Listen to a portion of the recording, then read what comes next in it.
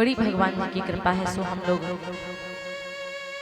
7 दिन तक भागवत जी सुनते आ रहे हैं। कल आप सभी लोग, हम सभी लोग श्री रुक्मणी मैया जी के शुभ विवाह में आनंद मनाए। श्री रुक्मणी मैया जी का शुभ विवाह था। कहा जाता है कि भगवान के 16,108 विवाह हुए। भगवान के 16,108 विवाह। पहला विवाह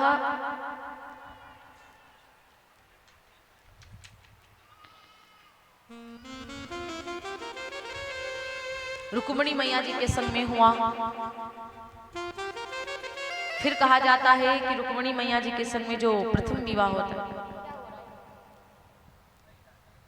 लाइट से जुड़वाएंगे आज लास्ट दिन।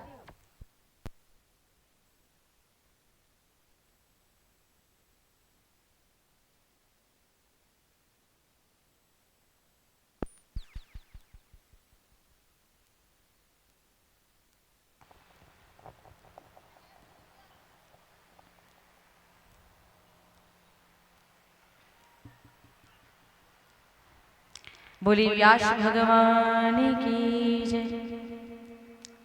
भगवान श्री कृष्ण जी का जब रुक्मणी जी के संग में विवाह हुआ तो उनके द्वारा पुत्र का जन्म होता है, जिनका नाम प्रद्युम्न जी महाराज पड़ा। प्रद्युम्न जी महाराज का प्रसूति का ग्रह से एक संबरासुर नाम का राक्षस था, वो चोरी कर ले गया।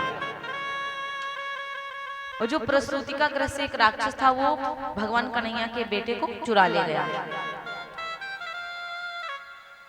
तो जब वो बड़े हुए, कहा जाता है जिसको भगवान मारना नहीं चाहता है उसकी मृत्यु नहीं होती। भगवान कन्हैया के बेटे को चुरा करके लेके समुद्र में डाल दिया तो मछली निगल गई। मछुआरों ने उसे पकड़ करके काटा तो जैसा था वैसा ही बेटा निकला, उसकी मृत्यु नहीं हुई। फिर संबरासुर के घर को पहुंचा दिया तो उसके यहाँ मायावती नाम की दासी थी। मायावती नाम की दासी जो थी वो प्रद्युम्न जी को पाल पोस करके बड़ा करती है, लेकिन वो पुत्र रूप में कभी नहीं देखती है। भगवान कन्हैया ने एक बार प्रश्न किया कि देवी आप मुझे कभी पुत्र रूप में नहीं देखती, बचपन से पालन पोषण किया बड़ा हो गया हूँ, लेकिन वो जो मायावती थी वो जैसे की तैसी सुंदर है, बूढ़ी नहीं हुई। प्रद्युम्न जी ने कहा कि आपको मैं जब देखता हूँ तब आप मुझे अलग निगाह से देखती हो, बेटा की निगाह से तो कभी नहीं देखती। तब मायावती ने कहा अहम ते धिकृता पत्नी रति कामो भवान प्रभु। अहम तेद कृता पत्नी रति कामो भवान प्रभु। क्योंकि मैं जो हूं ना आपकी पत्नी हूं, आपकी पत्नी हूं, आपकी मां नहीं, इसलिए मैं आपको पति नजर से देखती हूँ। प्रद्युम्न जी ने कहा कि बचपन से पाल पोष करके हमको इतना बड़ा करी हो, तुम पत्नी कब बन गई? तो उसने कहा कि मैं पत्नी इसलिए हूं क्योंकि तुम कामदेव हो, तुम कामदेव के स्वरूप हो। मैं मायावती नहीं, मैं आपकी पत्नी रति हूँ। क्योंकि जिस समय भगवान भोले बाबा विवाह नहीं करना चाहते थे पार्वती माता जी से, तो जब पार्वती मैया से विवाह नहीं करना चाह रहे थे तो कहा जाता है कि कामदेव को भेजा था उनकी तपस्या भंग करने के लिए। कामदेव ने भोले बाबा के सीने पे वक्षस्थल पर 5 बाणों का प्रहार किया था। भोले बाबा की तपस्या को भंग कर दिया था। तब भोले बाबा ने तीसरा नेत्र खोलकर कामदेव को भस्म कर दिया था। और जब भस्म कर दिया था तो भगवान भोले बाबा के समक्ष जा करके जो कामदेव की पत्नी थी रति बहुत रोती है, कहती है कि प्रभु आपने मेरे पति को भस्म किया, ये ठीक नहीं किया, क्योंकि मेरे पति की गलती नहीं थी, ये तो देवताओं ने विवाह के लिए इनको जबरदस्ती आपकी तपस्या भंग करने के लिए भेजा था। तब भगवान भोले बाबा ने कहा था कि देवी रति आज से कामदेव दिखेगा नहीं, अनंग रहेगा। कामदेव दिखेगा नहीं, पहले दिखता था अब अनंग रहेगा, लेकिन तुम्हारा पति तुमको द्वापर युग में मिलेगा जब जदुवंश कृष्ण अवतारा हुई है हरण महामही धारा। जब यादव कुल में कृष्ण जी अवतार लेकर आएंगे, राम जी कृष्ण बनकर आएंगे, तो उनका बेटा कृष्ण तनय हुई हैं सुत तोरा। तनय माने पुत्र, कृष्ण का बेटा तुम्हारा पति होगा। कृष्ण तनय हुई हैं पति तोरा और वचन अन्यथा होई ना मोरा। भगवान भोले बाबा ने कहा था तब श्री कृष्ण के जो पुत्र होंगे वो कामदेव रूप में तुम्हारे पति बनेंगे। आज वही रति मायावती बनकर आई है और वही प्रद्युम्न जी बड़े हो गए। तो कामदेव और रति कभी भी बूढ़े नहीं होते हैं। कामदेव रति कभी भी बूढ़े नहीं होते। अगर कोई नारी सुंदर है, अगर कोई पुरुष सुंदर है, तो समझ लो कि रति की तनिक सी कृपा है उसके ऊपर। इतनी सुंदर रति माता। अगर कोई स्त्री सुंदर है ना, तो बिल्कुल समझ लो उसके रोए भर की कृपा नहीं, थोड़ी सी मात्र कृपा है तो इतनी सुंदर है। और कोई पुरुष यदि सुंदर है, अगर कोई पुरुष सुंदर है, तो समझ लीजिए कामदेव की थोड़ी सी कृपा उसके ऊपर है, तब वो इतना सुंदर। सोचो कि बहुत कृपा हो जाए तो कितना वो सुंदर हो जाए। ऐसा कामदेव है कि दुनिया को नचा के घूम देता। इस कामदेव और ये कलयुग नचा देता है महाराज। इसलिए कहा जाता जहां राम तह काम नहीं, जहां काम तह राम नहीं। इसलिए राम का नाम स्मरण करते रहो। आजकल बिना आधार कार्ड के जैसे काम नहीं होता, ठीक उसी प्रकार ऊपर भी बिना आधार राम के नाम का आधार होना चाहिए। कलयुग केवल नाम आधारा, सुमिर सुमिर नर उतर ही पारा। कलयुग में तपस्या नहीं कर पाते हो, कोई बात नहीं है। कलयुग में आप अच्छा सब कुछ नहीं कर पा रहे हो, मतलब तपस्या व्रत, तो आप राम नाम जाप करिए, भगवान के नाम जाप करिए। इसलिए ये कार्य आपको अवश्य करना है महाराज। ये यदि आप नहीं किए तो समझ लीजिए आपका जीवन व्यर्थ चला जाएगा। फिर संबरासुर जो चुरा करके लेके आया था, संबरासुर को मार दिया।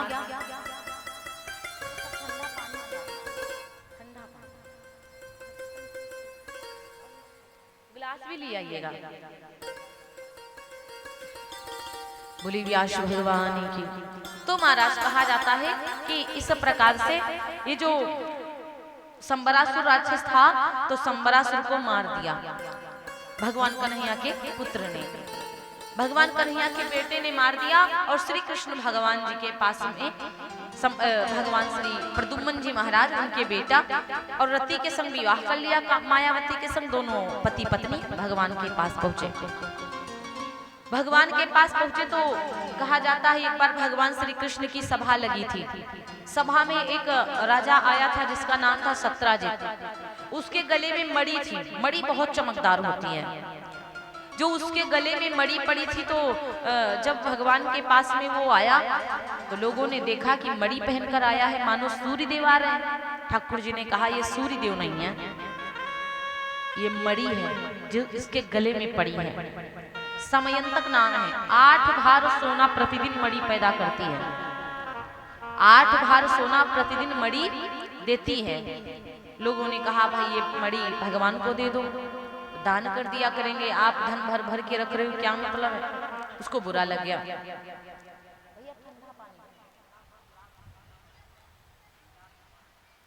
तो महाराज कहा जाता है कि अब तो क्या हुआ कि भगवान श्री कृष्ण कन्हैया सत्राजित से बोले कि भाई अपनी मणि ले जाओ, अगर तुमको अच्छा नहीं लग रहा है, नहीं देना है तो जबरदस्ती वाली कोई बात नहीं, ले जाओ। और जब उसने भगवान को नहीं दिया, अपने घर पहुंचा, उसका छोटा भाई था, छोटे भाई ने कहा भैया वो मणि दे दो, मुझे पहनना है। तो तुरंत भैया को दे दिया। भगवान को कोई कुछ नहीं देना चाहता, अपनों को सब दे देते हैं। वास्तविक ये बात सही, अपने परिवार में कुछ देना हो, हमें भी, आपको, कोई को भी, अपने घर वाले को देंगे, अपने बेटे बेटी को, अपना आप सबको। ठाकुर जी को कोई समर्पण कुछ नहीं करना चाहता। भगवान को उसने मणि नहीं दिया, अपने भाई को दे दिया। पहनकर मणि जंगल पहुंचा। जंगल में सिंह मिला, उसको मार के खा गया। भला आप हार सोना चांदी पहनकर जंगल जाओगे तो दुश्मन तो एक से एक रहते, चोर चकाट रहते हैं, कभी भी छीन लेंगे आपसे। तो कुछ चीजों को हमें भीड़ भाड़ में नहीं पहनना चाहिए। तो महाराज वो जंगल को पहन के गया, सिंह ने मार के खा लिया। कपड़े पड़े के पड़े रह गए, मणि पड़ी की पड़ी रह गई। आई काम कुछ उसके काम आई क्या? कुछ काम नहीं आया, समझो सब बर्बाद हो गया महाराज। सत्राजित कुछ दिन तक अपने भाई को ढूंढता है, उसका भाई नहीं मिला तो ठाकुर जी को चोरी लगा दी कि कन्हैया मांग रहे थे मणि, वही चोरी किए होंगे। कृष्ण मणि मांग रहे थे, वही चोरी किए होंगे। आजकल ऐसा ही होता जमाने में। ठाकुर जी को जब चोरी लगा दिया तो हम लोग तो साधारण है, हम लोगों को क्या चोरी लोग नहीं लगा देंगे? उसकी नीयत में ही खोट था, और जिसकी नीयत में खोट होता है तो सामने वाले को खोटी ही नजर आता है प्यारे। क्यों सही है कि गलत? अब उसने ठाकुर जी को चोरी लगा दी कि वही मांग रहे थे, वही ने लेकर मेरे भाई को मार दिया। अब जब ठाकुर जी को ये बात पता चली कि भाई हम लिए भी नहीं है और हमको फालतू में चोरी लगा रहा है, 4 5 10 लोगों को लिया। भगवान ने कहा कि भाई चलो ढूंढ करके लेके आते।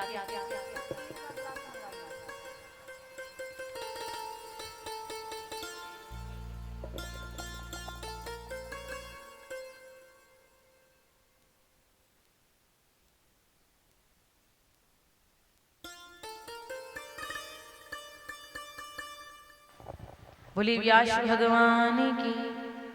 नहीं, लोटा में जल पिएंगे, गिलास मंगाइए।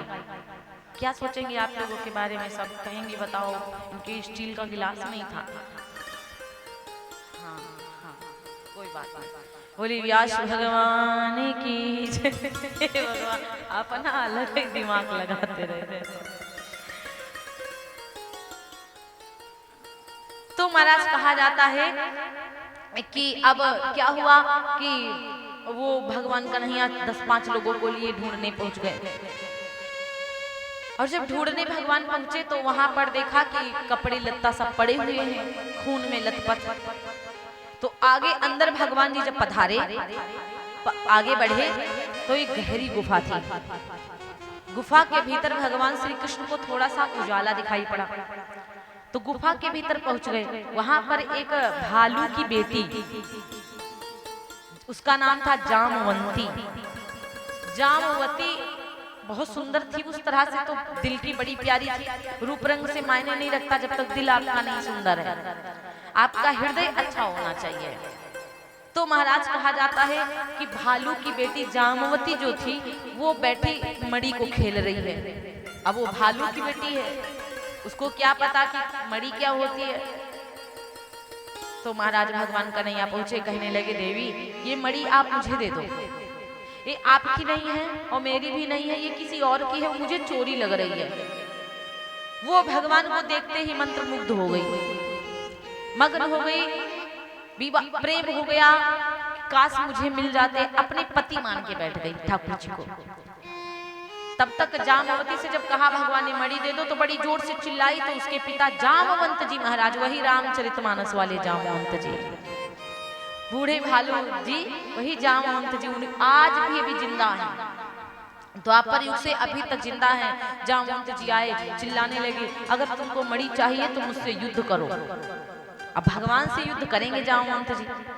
भगवान कन्हैया मुस्कुराए। जामवंत जी विचार कर रहे थे यदि मुझसे युद्ध करेंगे और अगर हार गए तो मान जाऊंगा कि ये साधारण है, और अगर मुझसे जीत गए तो मान जाऊंगा कि ये भगवान श्री राम है।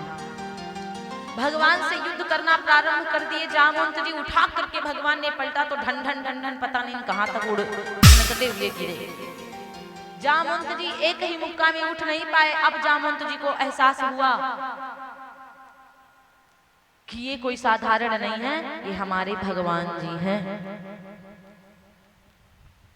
ऑपरेटर जी बता दीजिएगा कि उसके स्क्रू टाइट कर दें, ढीले हो गए। बोलो व्यास भगवान की। तो महाराज कहा जाता है कि अब वो ढनकते हुए बड़ी दूर निकल गए, और जैसे ढनकते हुए बड़ी दूर निकले, अब जामवंत जी आए, हाथ जोड़कर खड़े हो गए, बोले ठाकुर जी मैं समझ गया कि आप कोई साधारण पुरुष नहीं हो, आप मेरे राम जी हो। एक बार मुझे राम अवतार में आ जाओ, दर्शन दे दो। श्री कृष्ण भगवान राम बन गए।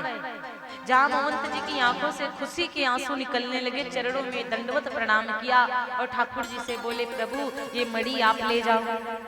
जैसे ठाकुर जी को मणि दिया, लेकिन उससे पहले जामवंत जी ने कहा मणि के साथ साथ मैं आपको कुछ और देना चाहता हूँ। बोले क्या? जामवंत जी से कहने लगे आपको मणि के संग संग अपनी बेटी का हाथ भी देना चाहता हूँ। और वो भालू की बेटी भालूनी। भगवान कन्हैया जी कभी भी किसी का तिरस्कार नहीं करते, भगवान कभी भी किसी का अपमान नहीं करते। ठाकुर जी ने जामवंती का हाथ ले लिया हाथ में और बोले ठीक है चलो, आज ठाकुर जी जामवंती से विवाह करते हैं। क्योंकि राम जी का व्रत था, राम जी का व्रत था कि रामावतार में एक ही पत्नी रखूंगा, वो है सीता जी।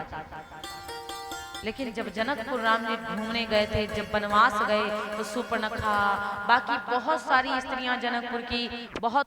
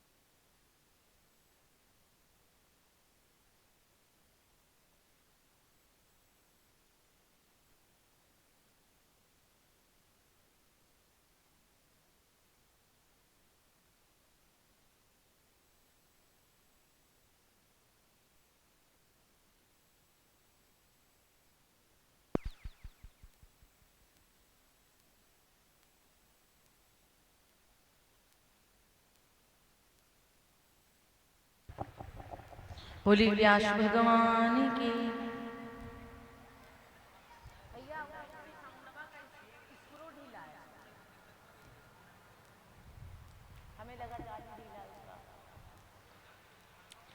बोली सवरिया सेठ की जय। ऐसा फटिंजर आवाज निकलती है मानो कि डब्बा में बोल रहे हैं। तो महाराज इस प्रकार से जामवंती के संग भगवान का विवाह हुआ, और जो भगवान का विवाह जामवंती के संग में हुआ तो और यमुना जी के संग में भगवान का विवाह हुआ तीसरा। पहला विवाह किसके संग हुआ बताओ, तरू बताओ, रुक्मणी जी। और दूसरा विवाह खाई गई। ध्यान रखो, बताओ तो अब यही बताएंगे। नाम भूल गए, याद करो। राधा, राधा जी का नाम भी नहीं लिए प्यारे। जामवंती, इधर मैया भी भुलाई गई थी, क्या बताएं। पहला विवाह बताओ रुक्मणी, दूसरा हो गया काम जामवंती के संग में दूसरा, फिर यमुना माता जी के संग में हुआ, यमुना मैया जी के संग में तीसरा विवाह हुआ। फिर कहा जाता है कि तीसरा विवाह होता है वो जो मणि जिसकी थी सत्राजित की, तो भगवान जामवंत से मणि लेकर आए, सत्राजित को वापस दिया। तो सत्राजित की बिटिया थी जिसका नाम था सत्यभामा। तो सत्राजित चरणों में गिरकर माफी मांगने लगा और माफी मांग करके फिर उसका विवाह हुआ सत्यभामा, सत्यभामा का विवाह हुआ ठाकुर जी के संग। फिर यमुना जी का, तो 4 विवाह हो गए ना। फिर कहा जाता है पांचवा विवाह एक भद्रा नाम की कन्या के संग में हुआ, फिर लक्ष्मणा जी के संग में हुआ, फिर कहा जाता है मित्र वृंदा के संग में हुआ, और सत्या, सत्यभामा अलग है, सत्या अलग है। तो भगवान के कितने विवाह हुए 8। भगवान के 8 विवाह हुए। अब ये है 8 पट रानियां, ये बड़ी रानी है 8। जामवंती के बाल लगे हुए थे, भगवान जी जब दुल्हन जामवंती को लेकर आए थे, oh my God, Radhe Radhe, जब जामवंती के संग विवाह हुआ तो ठाकुर जी जब आए तो रुक्मणी जी ने कहा कि भाई इनका चेहरा तो दिखाओ, क्या हमसे ज्यादा सुंदर लगती हैं क्या। भगवान ने मजाक कर दिया। ठाकुर जी ने कहा अपना चेहरा मत दिखाना, तुमसे ज्यादा सुंदर है रुक्मणी। रुक्मणी माता बोली हमसे सुंदर है तो दिखाओ ना चेहरा। तो महाराज रुक्मणी मैया को जब ठाकुर जी ने कहा जामवंती चेहरा मत दिखाना, नजर लगा देंगे, रुक्मणी चिढ़ा रहे हैं, तो रुक्मणी मैया ने श्राप दे दिया कि जाओ